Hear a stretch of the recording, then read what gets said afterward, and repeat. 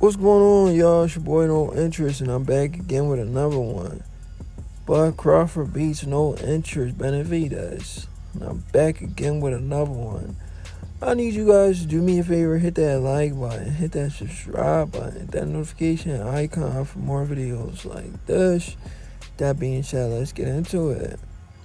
Japanese future pound for pound legend, Hall of Famer, Naoya the Monster Inoue. He's making a name for himself. He just doesn't have the right dancing partners, guys. I think he's a solid fighter. He's a pound for pound elite level fighter, in my opinion. I've always liked Inoue, I never hated on Inoue. I like boxers with skill set. Inoue got the skills to pay the bills. I've never been the type of guy to like a guy based off of his race, ethnicity, nationality. I've never been that type of guy. I like fighters based off of what they bring to the table, what they produces.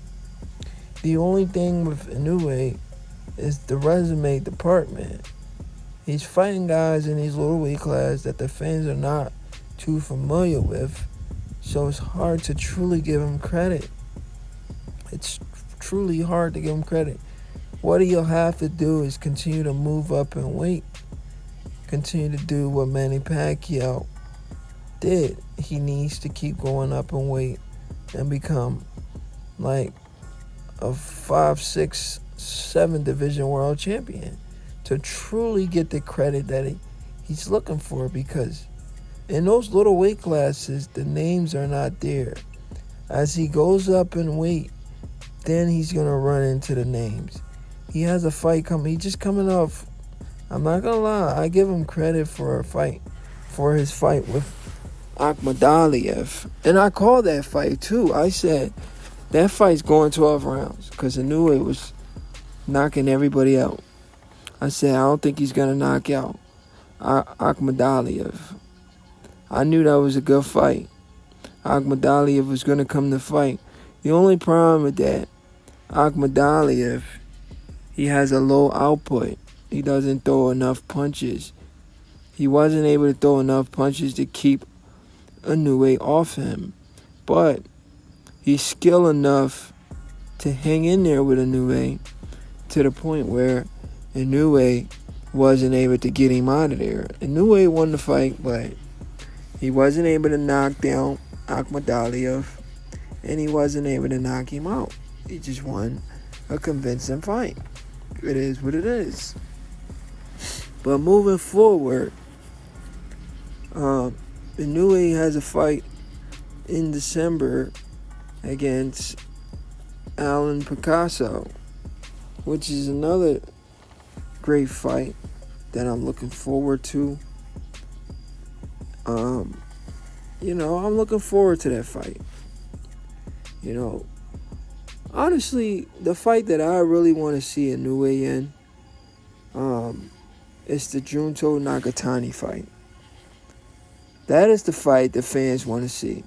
But that fight, even though Junto Nakatani is a great fighter in his own right, but we know what boxing is.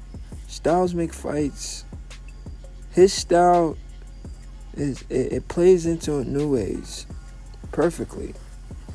So, even though that is supposed to be a 50-50 fight, but because of the style matchup, it doesn't truly make it a 50-50 fight.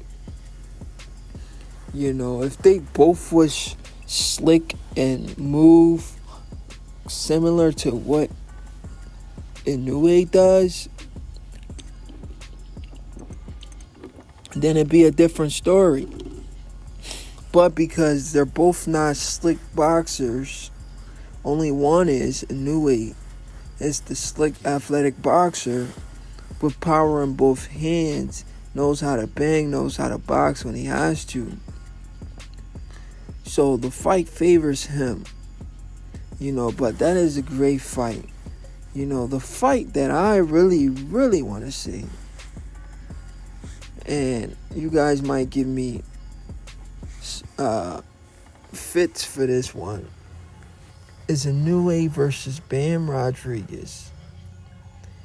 That is a guy I think can push Inoue to places Inoue's never been before.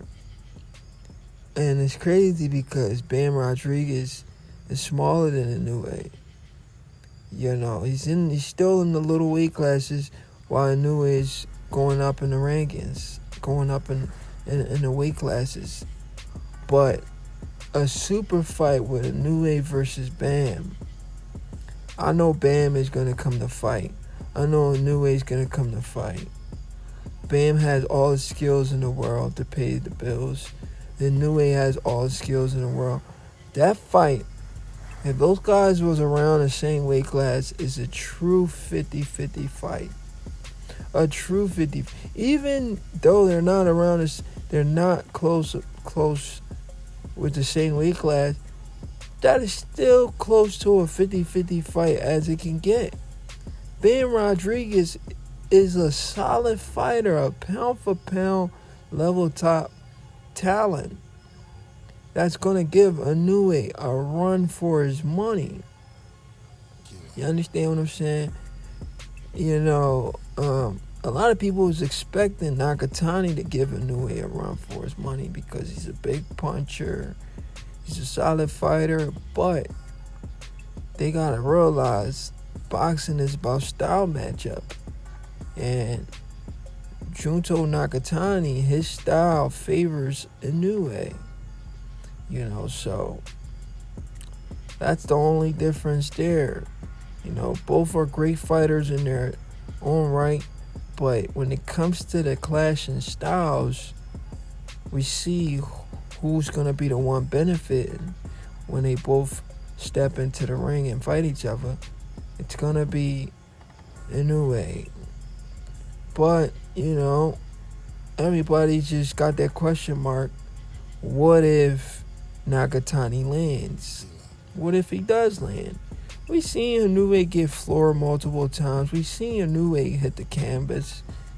But he's gotten back up and hasn't hit the canvas twice in a fight. But he's been hurt. Had his eye socket broken by Nonito Donaire. Hurt to the body. Dropped a few times. He's still there, guys.